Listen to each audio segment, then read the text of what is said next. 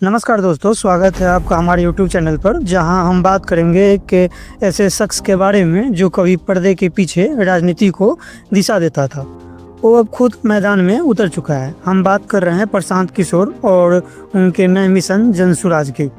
तो चलिए जानते हैं कि जनसुराज आखिर है क्या, पीके क्या सोचते हैं बिहार के भविष्य के बारे में, और क्या यह कोई असल विकल्प बन सकता है। कभी किसी ने कहा था कि बिहार वो राज्य है जहां हर गली में एक IAS होता है और हर चाय दुकान पर एक नेता। पर अफसोस, ना वो नेता कुछ कर पाया और ना ही वो IAS। लेकिन एक आदमी था जो दूसरों के लिए जीत की स्क्रिप्ट लिखते लिखते अब वो खुद मैदान में बिहार के उज्जवल भविष्य की स्क्रिप्ट लिखने उतर आया है। नाम है प्रशांत किशोर और सपना जनसुराज। मंजिल एक नया बिहार बनाने की। नालंदा जिले के एक छोटे से गांव से निकला हुआ एक लड़का जिसने डॉक्टर बनने का सपना देखा था, लेकिन किस्मत ने उसे राजनीति की राह दिखाई।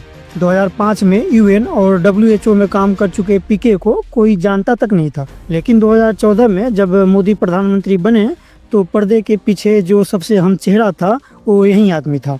नाम नहीं लिया गया, पर दिल्ली की सत्ता ने उसकी रणनीति को सिर झुकाकर स्वीकार किया। फिर 2015 में नीतीश कुमार, 2017 में पंजाब, 2021 में ममता और फिर तमिलनाडु।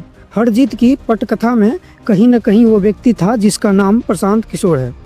2 अक्टूबर 2022 गांधी जयंती के दिन जहां हर नेता सोशल मीडिया पर गांधी जी की फोटो पोस्ट कर रहे थे, वहीं प्रशांत किशोर निकल पड़े जनसुराज की पदयात्रा पर। हम बदलाव लाएंगे ऐसा कहने वालों से अलग पीके ने तय किया कि पहले लोगों से मिलूंगा, गांव-गांव, खेत-खेत, घर-घर जाकर। पदयात्रा किसी चुनाव की तैयारी नहीं थी, बल्कि बिहार को समझने की कोशिश थी। 5000 से ज़्यादा गांव, लाखों लोगों से मुलाकात, हर गांव की एक ही कहानी। सरकारें तो आती जाती रहती हैं, लेकिन हम सब वहीं के वहीं हैं। प्रशांत किशोर के पास एक लंबा विजन था।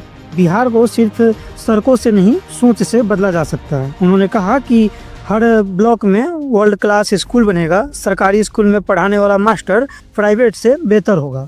जब तक स्कूल नहीं सुधरेंगे, गरीबों के बच्चे की फीस सरकार भरेगी। रोजगार, हर युवा को 10 से 12 हज़ार का सुनिश्चित रोजगार मिलेगा। पढ़ाई और स्किल डेवलपमेंट साथ चलेंगे। बुजुर्ग को 400 नहीं 2000 की पेंशन मिलेंगी। महिलाएं 2025 में कम से कम 40 महिला उम्मीदवार होंगी। कम ब्याज पर ऋण और स्वावलंबन की नीति बनाई जाएंगी। 2 अक्टूबर 2024 को पीके ने घोषणा की कि अब हमारी यात्रा आंदोलन से राजनीति की तरफ बढ़ेगी, और इस दिन बना जनसुराज पार्टी। ना जातिवाद, ना परिवारवाद, सिर्फ भागीदारी, विचार और समर्पण। बीजेपी के पूर्व सांसद उदय सिंह को राष्ट्रीय अध्यक्ष बनाया गया। SC समुदाय से आने वाले मनोज भारती को राज्य प्रमुख। और प्रशांत किशोर अब सिर्फ सलाहकार नहीं, नेता बन चुके हैं। पीके ने ऐलान किया कि 243 में से हर सीट पर जनसुराज चुनाव लड़ेगा। उनकी रणनीति साफ है, पुरानी पार्टियों को चुनौती नहीं, जनता को विकल्प देना है। वोट की राजनीति नहीं, विश्वास की राजनीति करेंगे। कुछ गांवों में लोग कहते हैं कि प्रशांत किशोर आया और पहली बार किसी नेता ने बैठकर हमारी बातें सुनी। युवाओं की आंखों में चमक है, बुजुर्गों के चेहरे पर उम्मीद। पर वहीं कुछ लोग कहते हैं कि नेता तो पहले भी बहुत आए थे, किसी ने कुछ नहीं किया। प्रशांत किशोर इससे क्या अलग हैं, वो क्या ही कर लेंगे। लेकिन चुनौतियां भी बहुत है। क्या पीके के पास इतने संसाधन हैं? क्या वाकई वादे पूरे होंगे?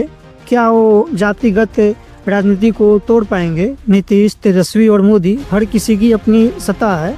पीके के पास है एक सपना और बिहार के लिए जुनून। अगर कोई पूछे कि पीके कौन है, तो शायद जवाब होगा कि वो आदमी जिसने वोट नहीं मांगे पर भरोसा मांगा। बिहार को अब एक ऐसे नेता की ज़रूरत है जो सिर्फ राजनेता ना हो, बल्कि जननायक हो। और पीके उस रास्ते पर हैं।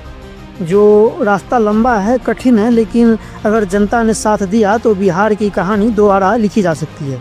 तो दोस्तों, ये थी प्रशांत किशोर और जनसुराज की कहानी। एक कोशिश, एक सपना और शायद बिहार की नई सुबह की कहानी। आप क्या सोचते हैं? क्या प्रशांत किशोर बिहार को बदल सकते हैं, या ये भी एक प्रयोग ही रह जाएगा? अपनी राय कमेंट बॉक्स में ज़रूर दें। और अगर वीडियो पसंद आई हो तो लाइक करें, शेयर करें और चैनल को सब्सक्राइब करना ना भूलें। मिलते हैं अगले वीडियो में, तब तक के लिए धन्यवाद।